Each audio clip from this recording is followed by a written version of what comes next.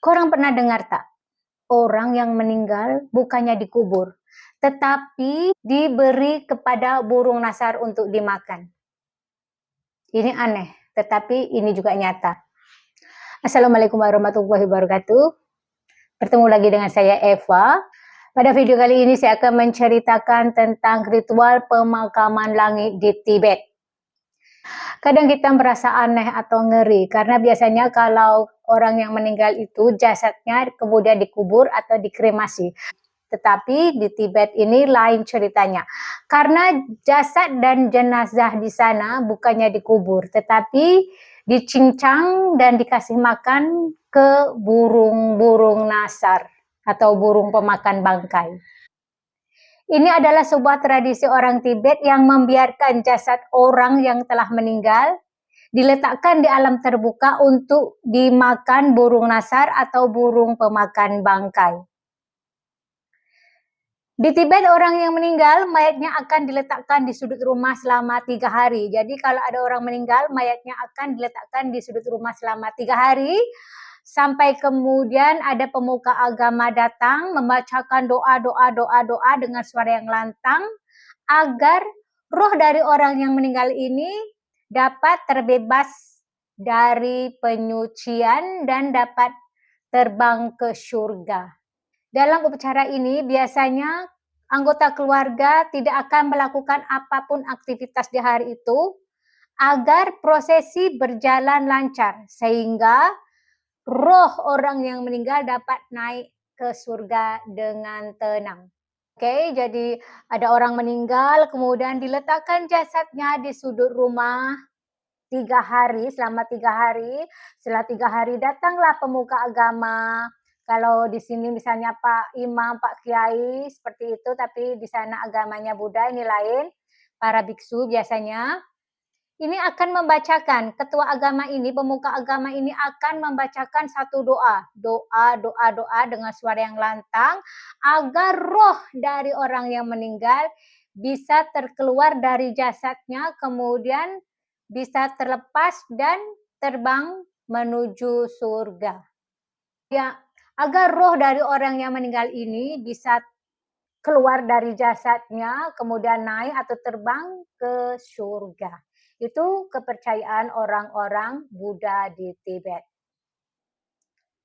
Setelah prosesi ini selesai, jadi setelah 3 hari, setelah dibacakan doa, selesai prosesi yang pertama, kemudian anggota keluarga akan memilih hari yang baik untuk dapat melakukan satu prosesi lagi, satu ritual lagi agar orang yang meninggal ini rohnya dapat naik ke surga dengan betul-betul sempurna.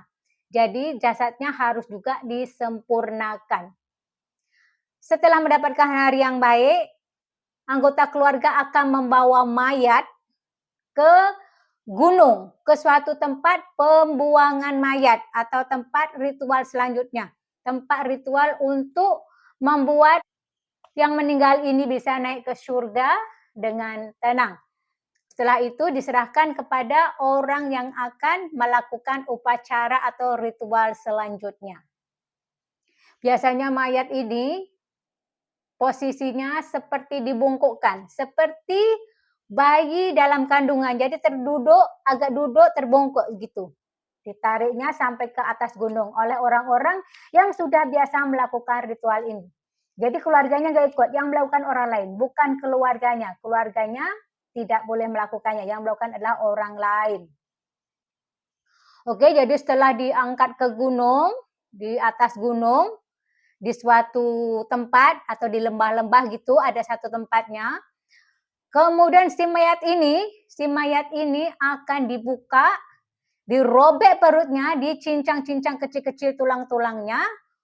Oke, untuk diberikan makan kepada burung-burung pemakan bangkai atau burung nasar.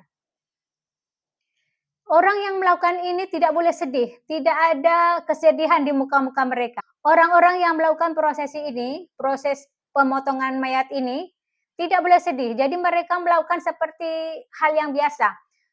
Menari-nari, tertawa-tertawa, tersenyum-senyum, melompat ke sana kemari, penuh kegembiraan. Melakukan pekerjaan ini dengan penuh kegembiraan. Karena diyakini kalau orang yang melakukan ini sedih ini cuma akan menghambat proses naiknya roh ke surga.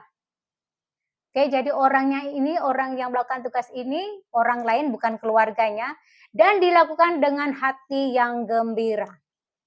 Oke, jadi dicincang-cincang, kemudian dikasih makan ke burung nasar.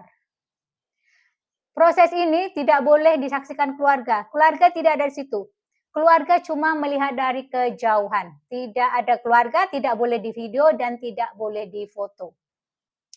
Ritual ini dinamakan pemakaman langit.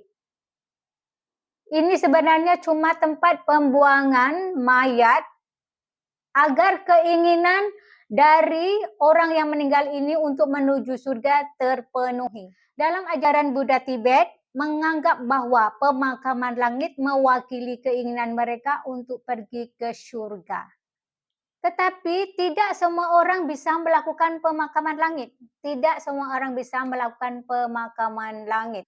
Pemakaman langit ini dilakukan pada orang-orang tertentu saja. Tidak semua orang bisa melakukan pemakaman atau ritual pemakaman langit ini. Biasanya ritual pemakaman langit ini tidak untuk orang yang meninggal umurnya di bawah 18 tahun, bukan untuk ibu hamil yang meninggal atau orang yang meninggal dalam keadaan hamil, itu tidak boleh juga. Tidak juga untuk orang yang meninggal karena penyakit menular, dan tidak juga untuk orang yang meninggal karena kecelakaan. Jadi itulah cerita atau kisah ritual pemakaman langit yang ada di Tibet. Itu saja untuk video kali ini. Semoga video ini dapat memberikan manfaat kepada korang semuanya. Terima kasih karena menonton. Sampai jumpa lagi di lain video. Wassalamualaikum warahmatullahi wabarakatuh. Dadah.